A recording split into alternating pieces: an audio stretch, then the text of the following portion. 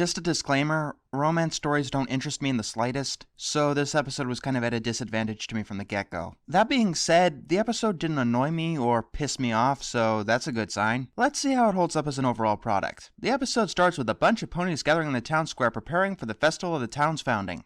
I'm glad the committee didn't automatically pick me, so every pony gets a chance to see how great being me actually is. Well, that's one way to get your exposition out.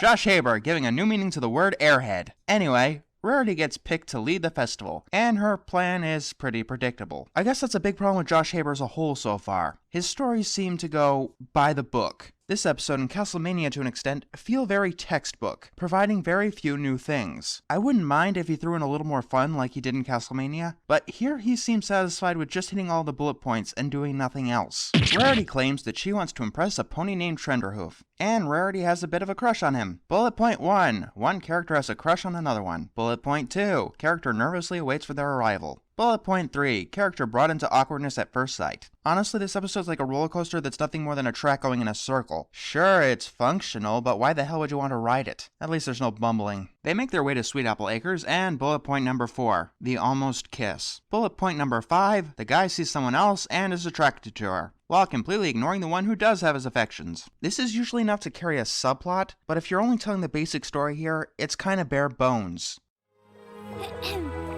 Why are you staring at her like that? Because that's what the original Writing Textbook 101 says to do. What the textbook doesn't say is that you need to put an original flavor into your story to make it yours, and not be an overdone bore. Strike goes to find Rarity crying, and yes, there's a good joke here. See, Josh, you can be funny! Rarity wonders what Applejack has that she doesn't, and as Digi pointed out, Trenderhoof is a bit of a racist, in a completely patronizing kind of way. I'm not sure if this was intentional because he's never shown to be in the right doing this, but it's awkward as hell to watch. Rarity comes out dressed in whatever the hell that is in order to attract Trenderhoof. Now here's a problem I expected to have with the episode from the concept alone. Rarity seeks love to the exclusion of pretty much everything else. It's not as bad as I thought it would be, but it still seems a bit shallow of Rarity to neglect her responsibilities over something like this. Besides, she's been to this song and dance before. Trenderhoof tries to tell a limerick, but kinda drops the ball in the last line in some weird attempt at a joke. Rarity tries to plow Applejack's field and fails. Trenderhoof gets more attracted to Applejack. Rarity fails to buck some apples. Applejack succeeds. Second verse, same as the first. Then we get another misunderstanding where Trenderhoof asks if Applejack will be his date. Yep, the example joke on page 42. Someone studied very well, but must have missed out on the lesson that there's more to art than technique.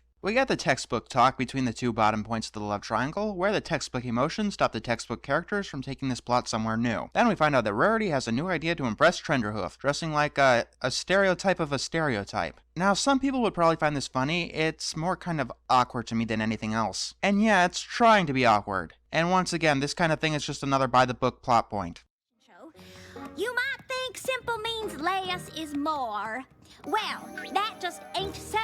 Hey, you do get it. I'm not against simple stories that don't have incredibly intricate plot lines. Not at all. But you do have to throw in some good humor, defy at least some expectations. You know, take the story somewhere new. Applejack comes out dressed like Rarity. Is this some kind of joke?